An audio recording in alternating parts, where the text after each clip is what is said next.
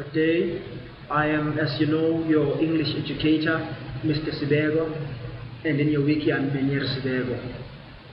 The essence of our lesson today lies in the critical discussion of poetry.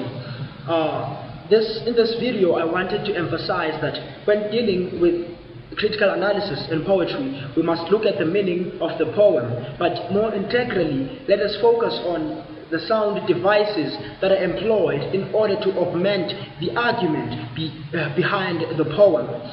Let us look at, for instance, the sound devices used, the rhythm and the rhymes that are utilized.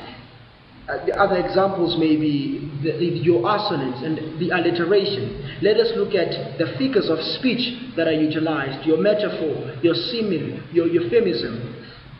Let us look at such devices. Another point that I wanted to raise was that though we're expected to hint the sound devices, or rather the devices, the poetic devices used in order to enhance the message behind the poem, there are no marks for picking or spotting metaphors, spotting euphemisms. Let us show how the poet used such devices in order to advance his assertions behind the poem. I thank you.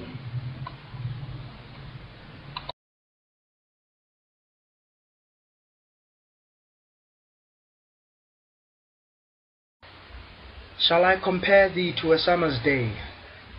Thou art more lovely and more temperate. Rough winds do shake the darling buds of May, and summer's lease have all too short a date.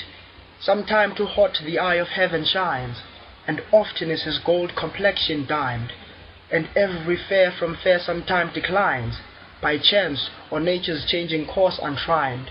But thy eternal summer shall not fade, nor lose possession of that fair thou owest, nor shall death brag thou wanderest in his shade. When in eternal lines to time thou growest, so long as men can breathe, or eyes can see, so long lives this, and this gives life to thee. This is a poem by the famous English artist, William Shakespeare. I say he was an artist because he was a poet, a novelist, an actor, and more. The name of this poem, or sonnet to be specific, is Shall I Compare Thee to a Summer's Day? And it is the work that we shall be discussing in our lesson today. It is pivotal in poetry to look at and to discuss the meaning of the poem. That is what the writer is saying to us in his poem. Yet, because of the demands of literature, we shall look at the question of how that meaning is portrayed or deliberated upon by the poet, and that we shall do by looking at the poetic techniques utilized by the poet. Yet, before we discuss the poetic devices, we shall discuss the actual assertions made by the poet. That is what the poem is saying to us, that is what the poem actually means. The essence of our lesson lies in the discussion of the meaning of the poem and the poetic devices used to propel the argument. So the first question that would come to mind would be, what is this poem about? The speaker argues that comparing the person to whom the poem is addressed to a summer's day is inappropriate, because in spite of its beauty, summer has its negative qualities too. That may be excessive heat, rough winds, and so on. Moreover, summer's day is finite, meaning that it is short-lived. He suggests, by contrast, that the poem is eternal and is therefore a far more appropriate expression of love. In the octave, that is lines 1 to 8, the speaker says that to compare his friend to a summer's day is inappropriate. And then in the sestet, that is lines 9 to 14, he describes his friend almost as if he were a god, describing him as having a kind of immortality that summer does not have. And then in the rhyming couplet, which are the last two lines of the sestet, the last two lines of the entire sonnet, he enhances this sense of immortality by arguing that the poem itself, referred to as this, if you read, accords immortality because it will last as long as people are able to read.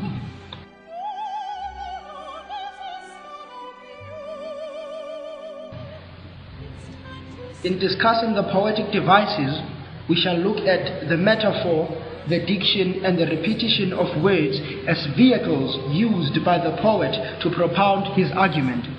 Under the metaphor, we may say that, in essence, the speaker is saying to us, to say your lover is a summer's day is a metaphor under the courtly love convention. The speaker then extends this metaphor by highlighting that though summer may possess certain admirable qualities such as warmth, beauty, growth, and abundance, his lover is more than that, for summer may also be associated with less positive values. It can be a season of extremes, and it is above all finite. He makes this clear in his reference to rough winds in line 3, and in his claim that the sun can either shine too hot or too little, as is suggested by the phrase, and often is his gold complexion dyed.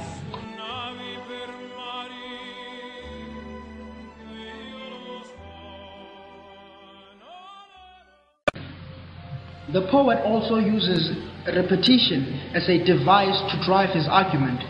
Note the repeated use of the word more in line 2 and too as in too much in line 4 and 5. The poet used the word more in order to emphasize the beauty of the subject. The nature of the word more also asserts the abundance of the subject's beauty.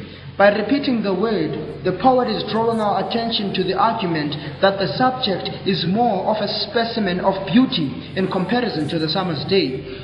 The word more may signify additional, extra, above. These connotations of more, especially being repeated in the poem, mean the subject is greatly lovelier than the summer's day. Note how the words that succeed more are integrated in order to enhance the argument of the poem.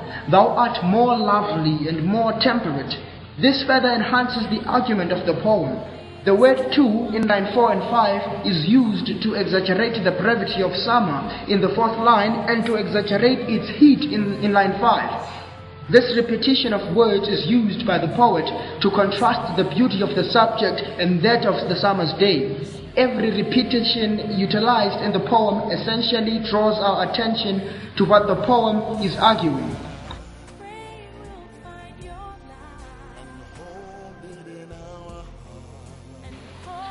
And then, under diction, the poet emphasizes his assertion that the beauty of the addressee is more than that of the summer's day by highlighting its infinitude.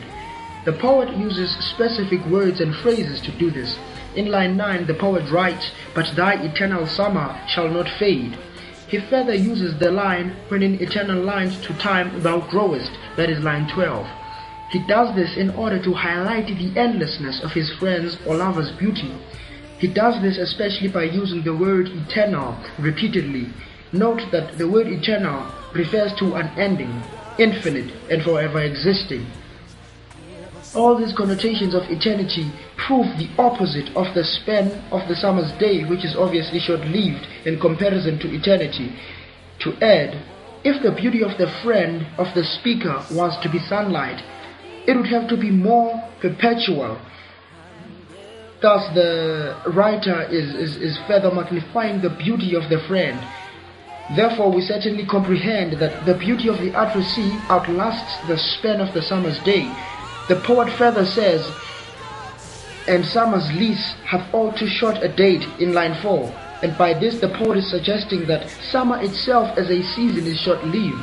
Note that the poet is not using summer's day here, but the word summer itself, connoting the entire season. This further underscores the speaker's adoration of his friend's beauty than that of summer. Let it be considered also that the subject may not only be a friend, but the poem itself.